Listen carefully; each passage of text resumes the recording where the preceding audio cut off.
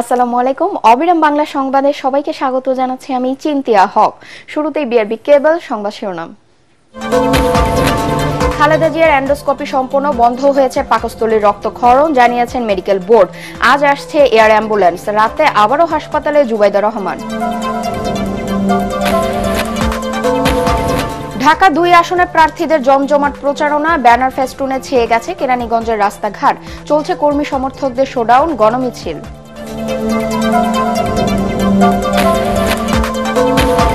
ঢাকার ৭ আসনে বিএনপির প্রার্থী নিয়ে কর্মী সমর্থকদের মিশ্র প্রতিক্রিয়া, সামাজিক কাজ দিয়ে পুরনো ঢাকার মানুষের মন জয়ের চেষ্টা জামায়াতের।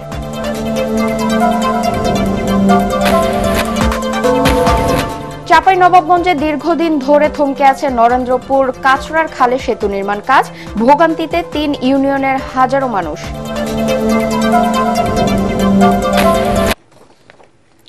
শুনছিলেন বিআরবি কেবল সংবাদ শিরোনাম, এবার বিস্তারিত সংবাদ। বিএনপি চেয়ারপারসন ও সাবেক প্রধানমন্ত্রী বেগম খালেদা জিয়ার এন্ডোস্কোপি সম্পূর্ণ হয়েছে বলে জানিয়েছে তার মেডিকেল বোর্ড।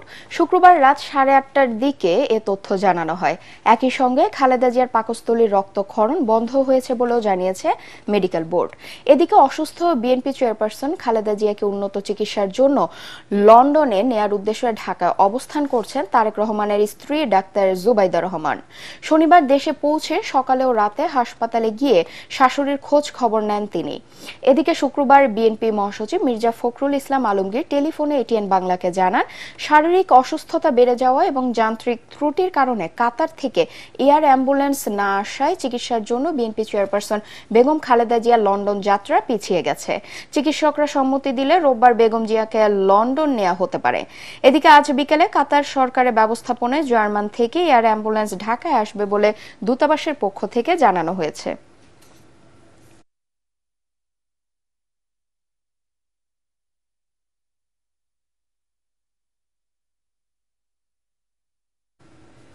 দর্শক, এই মুহূর্তে এভারকেয়ার হাসপাতালে আছেন সহকর্মী জামিল হাসান শান্ত। তিনি জানাচ্ছেন খালেদা জিয়ার শারীরিক অবস্থার সবশেষ খবর।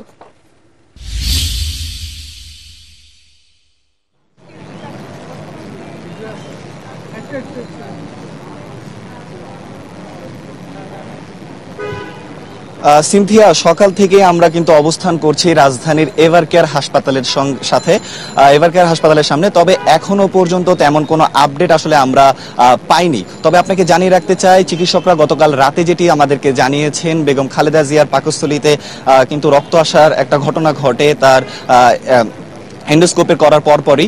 তবে সেটি গতকাল রাতেই চিকিৎসকরা তাদের নিয়ন্ত্রণে নিয়ে আসে।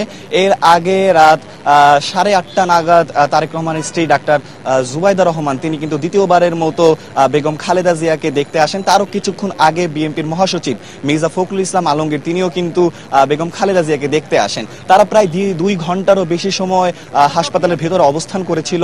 তারা বেশ খানিকটা সময় চিকিৎসকের সাথে পরামর্শ করেছেন বলে আমরা জানতে পেরেছি। আপনাকে আরও একটা বিষয় আমি জানিয়ে রাখতে চাই, আজ বিকেল 5টা নাগাদ কাতারের সহযোগিতায় যেই এয়ার অ্যাম্বুলেন্সটি আসার কথা ছিল সেটি কিন্তু আসলে 5টায় নাও আসতে পারে, কিছুটা বিলম্ব হতে পারে বলে জানিয়েছেন কাতার দূতাবাস। তবে সবকিছু ঠিক থাকলে ধারণা করা যাচ্ছে আগামীকাল সকালের মধ্যে বেগম খালেদা জিয়াকে লন্ডনে নিয়ে যাওয়া হবে উন্নত চিকিৎসার জন্য, এবং তার সফর সঙ্গী হিসেবে এয়ার অ্যাম্বুলেন্সটিতে করেই কিন্তু তারেক রহমানের স্ত্রী ডাক্তার জুবাইদা রহমান তিনিও যাবেন লন্ডনে। তবে এখন পর্যন্ত তেমন কোনো আপডেট আমরা পাইনি। তবে যে কোনো তথ্য আমরা পেলে সরাসরি সংযুক্ত হওয়ার চেষ্টা করব আপনার সঙ্গে। সিনথিয়া, এই ছিল আমার কাছে এভারকেয়ার হাসপাতালের সামনে থেকে বেগম খালেদা জিয়ার স্বাস্থ্যের সর্বশেষ খবরাখবর। জামিল, আপনাকে ধন্যবাদ। আমরা শুনছিলাম এভারকেয়ার হাসপাতালে খালেদা জিয়ার শারীরিক অবস্থার সবশেষ খবর। চলে যাচ্ছি পরবর্তী সংবাদে। এখন দেখবেন সালামি স্টিল ভোটের গাড়ি। জমে উঠেছে ঢাকা 2 আসনের নির্বাচনী প্রচারণা। ভোটারদের মাঝে বিরাজ করছে ব্যাপক উচ্ছ্বাস। কেরানীগঞ্জ উপজেলা সাভারে 3 ইউনিয়ন নিয়ে গঠিত এই আসনের রাস্তাঘাট অলিগলি সব জায়গায় প্রার্থীদের তরুণ ব্যানার ফেস্টুন পোস্টারে ছেয়ে গেছে। বড় বড় শোডাউন, গণমিছিল, সামাজিক কাজ এবং বিএনপি চেয়ারপারসন খালেদা জিয়ার রোগ মুক্তি কামনায় ভোটার সংযোগ করছেন প্রার্থীরা। বিস্তারিত জানাচ্ছেন ইয়াসিন রানা। প্রায় 5.25 লাখ ভোটার ঢাকা 2 আসনে। এ আসনে বিএনপির প্রার্থী 4 বারের সাবেক এমপি আমানুল্লাহ আমান, জামাতের প্রার্থী ইঞ্জিনিয়ার তৌফিক হাসান, ইসলামী আন্দোলন বাংলাদেশের প্রার্থী মাওলানা জহিরুল ইসলাম, এনসিপির মনোনয়ন প্রত্যাশী ইমরান হোসাইন। নির্বাচন ঘিরে প্রার্থীরা বড় বড় শোডাউন, গণমিছিল, সামাজিক কাজের মাধ্যমে ব্যস্ত সময় পার করছেন। প্রার্থীদের প্রচারণায় ভোটারদের মাঝেও তৈরি হয়েছে নির্বাচনী আমেজ। পছন্দের প্রার্থী বেছে নিতে নানা সমীকরণ মেলাচ্ছেন ভোটাররা। চায়ের দোকান থেকে শুরু করে বাজার, ব্যবসা প্রতিষ্ঠান সর্বত্রই চলছে নির্বাচনী আলাপ। আমাদের এলাকায় শান্তিপূর্ণ হোক, সন্ত্রাসমুক্ত হোক, চাঁদামুক্ত হোক এবং কোরআনের আইন দেশে চালু হোক। আলহাজ আমানুল্লাহ আমান সাহেবের প্রচারণা একটু বেশি। 4বার আমানুল্লাহ আমান নির্বাচিত হয়েছেন মাননীয় সংসদ সদস্য। তিনি কেরানীগঞ্জের প্রত্যেকটা প্রত্যন্ত অঞ্চলে বিদ্যুৎ, গ্যাস, রাস্তাঘাট, ব্রিজ সব তিনি আমাদের করে দিয়েছেন। ঢাকা 2 আসনের ইসলামী আন্দোলন বাংলাদেশের প্রার্থী মাওলানা জহিরুল ইসলাম ব্যস্ত সময় পার করছেন প্রচারণায়। জামাতের প্রার্থী ইঞ্জিনিয়ার তৌফিক হাসান মডেল আসন গড়ার পরিকল্পনা নিয়ে ভোটারদের দ্বারে দ্বারে যাচ্ছেন। বিগত 54 বছরের স্বাধীনতার পরে এরকম কাঙ্ক্ষিত মানের উন্নয়ন হয় নাই, যার কারণে আমরা এই কেরানীগঞ্জে সামগ্রিক অবকাঠামোর উন্নয়ন, মানুষের সকলের মৌলিক অধিকার প্রতিষ্ঠার জন্য আমরা 10 দফা কর্মসূচি ঘোষণা করেছি। যেহেতু আমি একজন সিভিল ইঞ্জিনিয়ারিং এর ছাত্র, এই জন্য এই ঢাকা 2 আসনটাকে মোটামুটি আমি একটা মাথার মধ্যে একটা নকশা তৈরি করে ফেলছি। চ্যালেঞ্জ আমাদের একটাই, আমরা জনগণের কাছে যাওয়া এবং তাদেরকে আমাদের যে প্রতিশ্রুতিগুলি এইগুলি ঠিকঠাক মতো তাদের কানে পৌঁছে দেওয়া। যেহেতু তারা বিশ্বাস স্থাপন করে যে বাংলাদেশ জামাত ইসলামী কোনো ক্যান্ডিডেট যদি ক্ষমতায় আসে তারা বিশ্বাসে ভঙ্গ করবে না। খালেদা জিয়ার রোগ মুক্তি কামনায় দোয়া ও মিলাদ মাহফিলের মাধ্যমে নির্বাচনী আসনের বিভিন্ন এলাকায় ভোটার সংযোগ করছেন 4 বারের সাবেক এমপি আমানুল্লাহ আমান। তুলে ধরছেন উন্নয়ন পরিকল্পনা। এই নির্বাচনের প্রত্যাশা জনগণের অনেক দিনের। বিগত 3টি নির্বাচনে জনগণ ভোট দিতে পারেনি, এবার তারা প্রত্যাশা নিয়ে আসে জনগণ ভোট দেবে। এবং কাদেরকে ভোট দেবে? উন্নয়নের জন্য, শান্তির জন্য, দেশের স্বাধীনতা সার্বভৌমত্ব রক্ষার জন্য যারা কাজ করেছে, যারা কাজ করবে তাদেরকেই ভোট দেবে। এবং ইনশাল্লাহ সারা বাংলাদেশে যে জোয়ার উঠেছে, বিএনপি ইনশাল্লাহ জয়লাভ করবে। ভোটাররা বলছেন সৎ যোগ্য প্রার্থীকে ভোট দিবেন যেন উন্নয়নের পাশাপাশি ভূমি দখলবাজ, চাঁদাবাজ মুক্ত ও কৃষিবান্ধব এলাকা গড়ে ওঠে। ইয়াসিন রানা, এটিএন বাংলা, ঢাকা। ঢাকা 7 আসনে বিএনপির মনোনয়ন পরিবর্তনের দাবিতে বিক্ষোভ করেছেন স্থানীয় নেতাকর্মীরা। মনোনয়ন বঞ্চিতদের দাবি যাচাই বাছাই ছাড়াই প্রার্থী ঘোষণা করা হয়েছে পুরান ঢাকার আসনটিতে। তবে বিএনপি মনোনীত প্রার্থী হামিদুর হামিদ বলছেন হাইকমান্ডের নির্দেশে দলের সবাই এক থাকবেন ধানের শীষের পক্ষে। অন্যদিকে জামাতের প্রার্থী হাজী এনায়েতুল্লাহর দাবি পুরান ঢাকার ভোটাররা আস্থা রাখবে দাঁড়িপাল্লাতেই। সালাম স্টিল ভোটের গাড়ি নিয়ে নির্বাচনী হালচাল জানতে আমরা এসেছি ঢাকা 7 আসনে। পুরান ঢাকার ঐতিহ্যবাহী লালবাগ, চকবাজার, বংশাল এবং কামরাঙ্গীচরের কিছু এলাকা নিয়ে এই আসনটি গঠিত। বিএনপি যে নতুন করে প্রাথমিকভাবে 36 জনকে মনোনয়ন দিয়েছে, তার মধ্যে এই আসনটিতে মনোনয়ন পেয়েছেন হামিদুর রহমান হামিদ।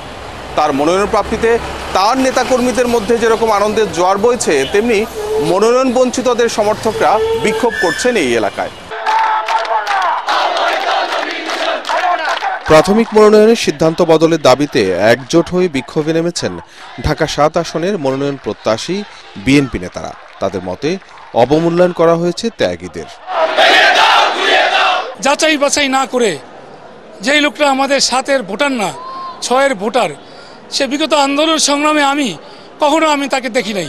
তারেক সাহেব বলেছেন যারা রাজপথে ছিল, যারা জুলুম নির্যাতনের শিকার হয়েছে, যাদের দলের জন্য আত্মত্যাগ আছে, ডেডিকেশন আছে, তাদেরকে মূল্যায়ন করা হবে। কিন্তু এই লোকের আমাদের যে ভারতের চেয়ারম্যান যে 3টা শর্ত দিয়েছেন, এর একটার মধ্যে সে পড়ে না। কাজেই এই নমিনেশন আমরা মেনে নিতে পারি না। অন্যদিকে মনোনয়ন পেয়ে নির্বাচনী এলাকায় গণসংযোগ ও শুভেচ্ছা বিনিময় করছেন হামিদুর রহমান হামিদ। চলছে মিছিল শোডাউনও। তার মতে শেষমেশ ধানের শীষের পক্ষে একাট্টা হবেন দলের সবাই। তাদের ক্ষোভ থাকতেই পারে, আশা করেছিল, হয়তো তারা পায়নি, মনের ক্ষোভ প্রকাশ করবে। তো আমার বিশ্বাস তারা আমার সাথে যোগ দেবে, দলের পতাকার তলে একসাথে আসবে। দল চিন্তা করেছে বিগত দিনে আমি কর্মীদের দুর্দিনে আমি তাদের পাশে ছিলাম এবং আছি, থাকবো। ঢাকা 7 আসনে জামাতে ইসলামী প্রার্থী করেছে ব্যবসায়ী হাজী এনায়েতুল্লাহকে। সামাজিক বিভিন্ন কাজের মাধ্যমে ভোটারদের সমর্থন নেয়ার চেষ্টা করছেন তিনি। পুরান ঢাকার মানুষ তো ইসলামের প্রতি বেশি আনুগত্য। এখানে দেখবেন প্রত্যেকটা মানুষ আপনি নামাজি, রোজা, হজ যাকাত, এখানে পারিবারিকভাবে সবাই আপনার ইসলামকে ধারণ করে। মানুষের একটা আস্থার জায়গা তৈরি হয়েছে। একমাত্র বাংলাদেশ জামাত ইসলাম যদি আগামীতে দেশের দায়িত্ব নেয় তাহলে সবাই সুখে শান্তিতে থাকতে পারবে, চাঁদা মুক্ত একটা পরিবেশ পাবে, সন্ত্রাসমুক্ত একটা পরিবেশ পাবে। জামাতের পাশাপাশি পুরান ঢাকার এই আসনে নির্বাচনী প্রচারণায় সরব ইসলামী আন্দোলন বাংলাদেশের প্রার্থীও। তবে নির্বাচনের মেরুকরণ স্পষ্ট হবে চূড়ান্ত মনোনয়নের পরই। ইকরামুল হক সায়েম, এটিএন বাংলা, ঢাকা। ধীরে ধীরে জমে উঠেছে মানিকগঞ্জের নির্বাচনী প্রচারণা। মাঠঘাট থেকে চায়ের দোকান সবখানেই চলছে আগামী সংসদ নির্বাচন নিয়ে আলোচনা, চলছে প্রার্থী নির্বাচন নিয়ে হিসেব নিকেশ। অন্যদিকে ভোটারদের মন জয় করতে প্রার্থীরা দিচ্ছেন নানান প্রতিশ্রুতি। মানিকগঞ্জ প্রতিনিধি শহীদুল ইসলাম সুজনকে সাথে নিয়ে তরিক ইসলামের রিপোর্ট। লোকসঙ্গীতার হাজারীগুড় খ্যাত মানিকগঞ্জ মূলত কৃষিপ্রধান এলাকা। রাজধানীর খুব কাছে হওয়ায় মানিকগঞ্জে গড়ে উঠেছে অসংখ্য শিল্প কলকারখানা। তারপরেও উন্নয়নের স্পর্শ নেই মানুষের জীবনে। বারবার সরকার বদল হলেও মানুষের জীবনে তার প্রভাব নেই বলে জানালেন এলাকাবাসী। ভালো মতো রাখবো, থাউম শান্তি মতো থাউম, কায়দা কাজ না লাগে, কায়দা না লাগে, এইভাবে থাকলে বাদে তো ভালো। সরকার কাজ তো ওইরকম কিছু চাই না জনগণ, চাই হইলো মনে করেন যে যাতে খেত খোলা বোনা পারে একটা কৃষক, সার বেচন এগুলা যাতে পায়। সন্ত্রাস মুক্ত চাই আমরা, সুন্দরভাবে একটা পরিচালনা যে কোনো সরকার আছে। নির্বাচিত হলে মানুষের জীবনমান উন্নয়নের নানান প্রতিশ্রুতির আশ্বাস মানিকগঞ্জ বিএনপি ও জামায়াত ইসলামের প্রার্থীর। যদি আমরা বিএনপি সরকার গঠন করতে পারি, অবশ্যই আমাদের প্রথম কাজ থাকবে যে জনগণে কি প্রত্যাশা করছে, যে এই প্রত্যাশার মধ্যে যেহেতু রাস্তাঘাটের কথা এসেছে, আমি আশা করি আমাদের নেতা জনাব তারেক রহমানের নির্দেশনায় আমরা আগামীতে রাস্তাঘাটগুলি ঠিক করার প্রকল্পটা হাতে নেব। আমরা মনে করি যে এবারের নির্বাচনটা বাংলাদেশকে একটা সুন্দর, সুখী, সমৃদ্ধশালী, দুর্নীতিমুক্ত একটি সুশাসনের বাংলাদেশ গড়ে তোলার নির্বাচন। প্রায় 13 লাখ ভোটারের মানিকগঞ্জের সংসদীয় আসন রয়েছে 3টি। সালাম স্টিল ভোটের গাড়ি নিয়ে আমরা ঘুরে বেরিয়েছি দেশ থেকে দেশান্তরে, গ্রামের মেঠোপথ থেকে প্রত্যন্ত অঞ্চলে। এখানকার মানুষের সাথে কথা বলেছি, আমরা জানার চেষ্টা করেছি আসন্ন নির্বাচনে প্রার্থী ভোটার যারা রয়েছে তাদের মনোভাব কি। তাদের একটাই প্রত্যাশা, আগামীতে যারা সরকার গঠন করবে তারা যেন দেশের উন্নয়নে, জনগণের উন্নয়নে সর্বাত্মক কাজ করে, সুখে দুঃখে তাদের পাশে থাকে। তরিক ইসলাম, এটিএন বাংলা, মানিকগঞ্জ। মাদারীপুর 1 শিবচর আসনে বিএনপির মনোনয়ন না পাওয়ার প্রতিবাদে উপজেলা বিএনপির আহ্বায়ক কমিটির সদস্য কামাল জামান মোল্লার নেতৃত্বে শিবচরে মশাল মিছিল অনুষ্ঠিত হয়েছে। শুক্রবার সন্ধ্যায় হাতিরবাগান মাঠে প্রতিবাদ সমাবেশ শেষে নারী পুরুষ সহ তার সমর্থকরা মশাল মিছিল নিয়ে শহরের প্রধান সড়ক প্রদক্ষিণ করে বিএনপি কার্যালয়ে গিয়ে শেষ করেন। সমাবেশে কামাল জামান মোল্লা অভিযোগ করেন, দীর্ঘদিন দলের জন্য কাজ করলেও কুচক্রী মহলের কারণে তার মনোনয়ন স্থগিত করা হয়েছে। এ সময় তিনি দলের হাই কমান্ডের কাছে পুনরায় মনোনয়ন পুনর্বহালের দাবি জানান। এদিকে একই আসনে মনোনয়ন পাওয়া উচ্ছ্বাস প্রকাশ করেছেন নাদির আক্তারের সমর্থকরা। চাঁপাইনবাবগঞ্জে দীর্ঘদিন ধরে থমকে আছে নরেন্দ্রপুর কাছড়ার খালের উপর নির্মাণাধীন সেতুর কাজ। এতে ভোগান্তিতে পড়েছে 3 ইউনিয়নের হাজারো মানুষ। ঠিকাদারের দাবি, স্থানীয়দের বাধার মুখে বন্ধ রয়েছে কাজ। তবে এলজিইডি বলছে বাকি কাজ শিগগিরই শুরু হবে। চাঁপাইনবাবগঞ্জ প্রতিনিধি নাসিম মাহমুদের পাঠানো রিপোর্ট জানাচ্ছেন ফারহিন ইসলাম টুম্পা। সদর উপজেলার শাহজাহানপুর ইউনিয়নের নরেন্দ্রপুর কাছড়ার খালের উপর নির্মাণাধীন এই সেতুটির মূল কাঠামো নির্মাণ হলেও বহুদিন ধরে থেমে আছে সংযোগ সড়ক সহ বাকি কাজ। সেতুর অভাবে প্রতিদিন প্রায় 10 কিলোমিটার ঘুরে বিকল্প সড়ক ব্যবহার করতে হচ্ছে শাহজাহানপুর, আলাতুলি ও চরবাগডাঙ্গা ইউনিয়নের হাজারো মানুষের। এই দিবে টাকা করতে যায় ব্রিজ করিয়ে দিয়েছে, করিয়ে দিয়ে এখন এই যে মাটি ফেলে তখন ক্লিয়ার দেওয়া লাগবে রাস্তা। এই মাটি ফেলতে এসে জমিওয়ালা হয়তো না পেলে, টাকা না পেলে যারা মাটি ফেলতে দেয় না, আর ঠিকাদার হয়তো যে পর্যন্ত কাজ করে উবাটা গেছে গা। এই ব্রিজটা 7 মাস আগে ঠিকাদার রেখে পালিয়ে গেছে। সরকার পরিবর্তন হওয়ার পরই এই কাজের মানে এতটাই থেমে গেছে যে আমরা কোনো ফল পাচ্ছি না। আমাদের ব্রিজটা আটকে আছে, যে আমাদের চলাফেরা খুব অসুবিধা হচ্ছে। বৃষ্টি হলে বা বন্যার সময় আমাদের প্রচুর মানে দুর্ভোগের মধ্যে থাকতে হয়। আমাদের রাস্তাতে যেতে আমাদের অনেক অসুবিধা হয় এবং আমাদের অটো মাঝে মধ্যে উল্টাও যায়। রুগী নিতে পারছি না, ছাত্ররা কলেজ যেতে খুব সমস্যা। আমরা কি পেলাম? আমরা আশা বেঁধে আমরা জল দুর্ভোগে পড়ে আছি। আশা করি যে এই ব্রিজটা যেন চড়িঘড়ি হয়ে যায়। 2 বছর আগে শুরু হওয়া সেতুর কাজ চলতি বছরের 6 মার্চ শেষ হওয়ার কথা থাকলেও তা হয়নি। স্থানীয় সরকার প্রকৌশল অধিদপ্তর LGED বলছে জমি অধিগ্রহণ জটিলতা সমাধানের পথে অল্প সময়ের মধ্যেই সেতুর বাকি কাজ শুরু হবে। সুপার স্ট্রাকচারের যে কাজ সেটা আমরা শেষ করছি, বর্তমানে শুধু অ্যাপ্রোচ রোড সেটা নির্মাণ প্রক্রিয়া বাকি আছে। সেইখানে জমি অধিগ্রহণ জড়িত একটু জটিলতা ছিল, বর্তমানে সেই আমরা জটিলতা কাটিয়ে উঠেছি এবং জেলা প্রশাসক মহোদয়ের মাধ্যমে আমরা সেটা অলরেডি জমি অধিগ্রহণ প্রক্রিয়া সম্পন্ন হওয়ার পথে। 60 মিটার দৈর্ঘ্যের সেতুটি নির্মাণে ব্যয় ধরা হয় 6,90,92,000 টাকা। Bureau report, ATN Bangla. আজ 6 ডিসেম্বর লালমনিরহাট জেলা হানাদার মুক্ত দিবস। 1971 সালের 4 ও 5 ডিসেম্বর জেলার বিভিন্ন এলাকায় মুক্তিবাহিনী ও মিত্র বাহিনীর যৌথ আক্রমণে দিশেহারা হয়ে পড়ে পাক সেনারা। পরিস্থিতি নিয়ন্ত্রণের বাইরে চলে গেলে 5 ডিসেম্বর ভোরে পাকিস্তানি সৈন্যরা রংপুর ক্যান্টনমেন্টের দিকে পালিয়ে যায়। যাওয়ার সময় ধ্বংস করে যায় তিস্তার রেল সেতুর একটি অংশ। অবশেষে 6 ডিসেম্বর মুক্ত হয় লালমনিরহাট। এরপর থেকে এ দিনটি শ্রদ্ধা ভরে স্মরণ করেন জেলাবাসী। এদিকে লালমনিরহাট হানাদার মুক্ত দিবস উপলক্ষে সকালে লালমনিরহাট রেলওয়ে গণকবরে শ্রদ্ধা নিবেদন, জিয়ারত ও বিশেষ দোয়া করা হয়। এ সময় লালমনিরহাটে জেলা প্রশাসক HM রকিব হায়দার সহ মুক্তিযোদ্ধারা উপস্থিত ছিলেন। এদিকে নতুন প্রজন্মের কাছে মুক্তিযুদ্ধের ইতিহাস সমুজ্জ্বল রাখতে জেলার মুক্তিযুদ্ধের স্থাপনাগুলো যথাযথভাবে সংরক্ষণের দাবি জানিয়েছেন জেলাবাসী সহ মুক্তিযোদ্ধারা।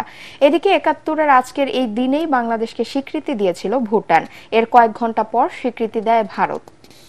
মুন্সিগঞ্জে বিএনপি চেয়ারপারসন বেগম খালেদা জিয়ার রোগ মুক্তি কামনায় মোনাজাত ও আলোচনা সভা অনুষ্ঠিত হয়েছে। জেলার লৌহজং সরকারি কলেজের ময়দানে আয়োজিত এই দোয়া মাহফিলে অংশ নেন মুন্সিগঞ্জ 2, লৌহজং ও টঙ্গীবাড়ি আসনের নাগরিক সমাজ সহ সর্বস্তরের মানুষ। বিএনপি ও অঙ্গ সংগঠনের উদ্যোগে আয়োজিত অনুষ্ঠানে প্রধান অতিথি ছিলেন বিএনপির জাতীয় নির্বাহী কমিটির vice chairman doctor Asaduzzaman Ripon. এ সময় তিনি বেগম জিয়ার দ্রুত সুস্থতা কামনা করে সকলকে ঐক্যবদ্ধ থাকার আহ্বান জানান। মাদারীপুরের শিবচরে বিদেশ ফেরত তরুণ রাসেল নিজ উদ্যোগে গড়ে তুলেছেন কমলা সাম্রাজ্য। তার এই বাগানের কমলা এখন স্বাদে ও মানে মানুষের আগ্রহের কেন্দ্রবিন্দুতে। দূর দূরান্ত থেকে ক্রেতা ও দর্শনার্থীরা ভিড় করছেন বাগানে। তবে শুধু কমলা বাগানেই সীমাবদ্ধ থাকতে চান না রাসেল। জানান সরকারি সহযোগিতা পেলে তার এই উদ্যোগ আরো বড় করার পরিকল্পনার কথা। মাদারীপুর প্রতিনিধি SR শফিক স্বপনের রিপোর্ট জানাচ্ছেন জাহিদুল আলম। মাদারীপুরের শিবচর উপজেলার দত্তপাড়া মৃধাকান্দিতে বাবা শওকত হোসেনের গড়ে তোলা কমলা বাগান নতুনভাবে সাজিয়ে সফল হয়েছেন বিদেশ ফেরত রাসেল হোসেন। প্রায় 6 বছর আগে 1 বিঘা 33% জমিতে 60টি ছোট জাতের কমলা গাছ লাগানো হলেও প্রথম দিকে ফলন ভালো ছিল না। সৌদি আরব থেকে 2022 সালে দেশে ফিরে কৃষির প্রতি ভালোবাসা থেকেই বাগানের দায়িত্ব নেন রাসেল। নিয়মিত যত্নে গাছগুলো সতেজ হয়ে ওঠে। 2024 সালেই পান সফলতা। এখানে কমলা আছে, মালটা আছে, পেয়ারা আছে, ড্রাগন আছে, লেবু বাগান আছে। হ্যাঁ, পাশাপাশি আরো অন্যান্য কিছু করতেছি, করবো ইনশাল্লাহ। রাসেলের বাগানের কমলা কোনো ক্ষতিকারক রাসায়নিক ছাড়া উৎপাদিত হওয়ায় স্বাস্থ্যকর।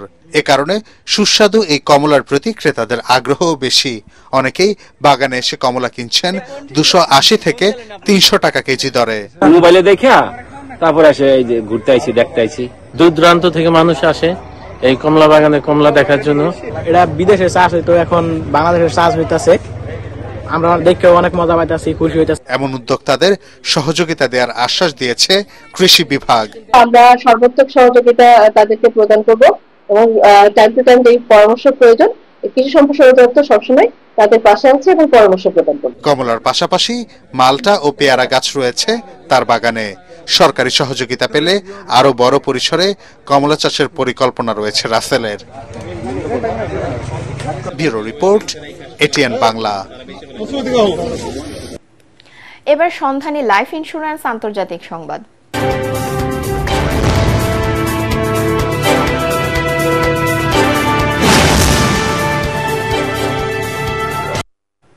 ভারতের পশ্চিমবঙ্গের মুর্শিদাবাদ জেলার রেজিনগরে আজ বাবরি মসজিদের নামে নতুন মসজিদের ভিত্তিপ্রস্তর স্থাপন করবেন তৃণমূলের বহিষ্কৃত বিধায়ক হুমায়ুন কবির। এই মসজিদ স্থাপনে কলকাতা হাইকোর্ট হস্তক্ষেপ না করায় অনুষ্ঠানে কোনো আইনি বাধা নেই বলে জানিয়েছে দেশটির গণমাধ্যমগুলো। নিরাপত্তার স্বার্থে এলাকায় আধা সামরিক বাহিনী মোতায়েন করা হয়েছে।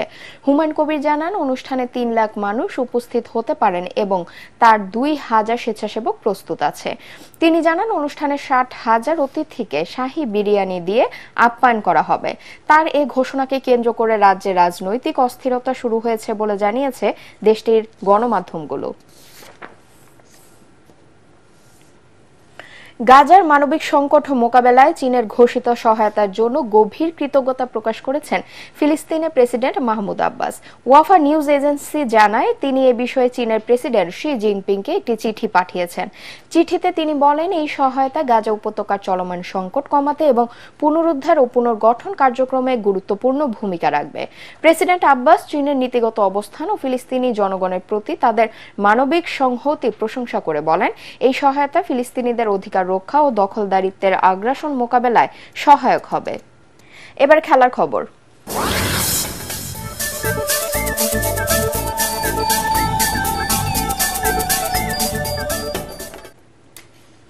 আয়ারল্যান্ডের বিপক্ষে বল হাতে দুর্দান্ত পারফর্ম করার কারণে আইসিসি নভেম্বর মাসে সেরা খেলোয়াড়ের সংক্ষিপ্ত তালিকায় জায়গা করে নিলেন তাইজুল ইসলাম। তার সঙ্গে মাস সেরার লড়াইয়ে আছেন দক্ষিণ আফ্রিকার অফ স্পিনার সাইমন হার্মার এবং পাকিস্তানের বাহাতি অলরাউন্ডার মোহাম্মদ নওয়াজ। আইরিশদের হোয়াইট ওয়াশ করার সিরিজে 26.30 গড়ে তাইজুল শিকার করে 13 উইকেট। সেই সঙ্গে তিনি পেয়েছিলেন সিরিজ সেরার পুরস্কারও। এই পারফরমেন্সে তাইজুল পেলেন আইসিসি নভেম্বর মাস সেরার মনোনয়ন। শেষ করার আগে বিআরবি কেবল সংবাদ শিরোনাম আরেকবার। খালেদা জিয়ার এন্ডোস্কোপি সম্পূর্ণ বন্ধ হয়েছে, পাকস্থলী রক্তক্ষরণ, জানিয়েছে মেডিকেল বোর্ড। আজ আসছে এয়ার অ্যাম্বুলেন্স, রাতে আবারও হাসপাতালে জুবাইদা রহমান। ঢাকা 2 আসনে প্রার্থীদের জমজমাট প্রচারণায় ব্যানার ফেস্টুনে ছেয়ে গেছে কেরানীগঞ্জের রাস্তাঘাট। চলছে কর্মী সমর্থকদের শোডাউন, গণমিছিল।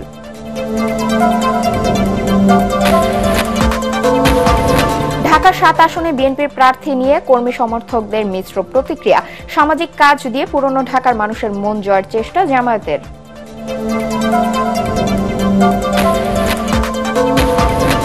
চাঁপাইনবাবগঞ্জে দীর্ঘদিন ধরে থমকে আছে নরেন্দ্রপুর কাছড়ার খালে সেতু নির্মাণ কাজ। ভোগান্তিতে 3 ইউনিয়নের হাজারো মানুষ। পরবর্তী সংবাদ দেখার আমন্ত্রণ জানিয়ে এখনকার মতো শেষ করছি। এটিএন বাংলা সংবাদ ইউটিউবে দেখতে ব্রাউজ করুন, youtube/ATN Bangla News। ধন্যবাদ সবাইকে।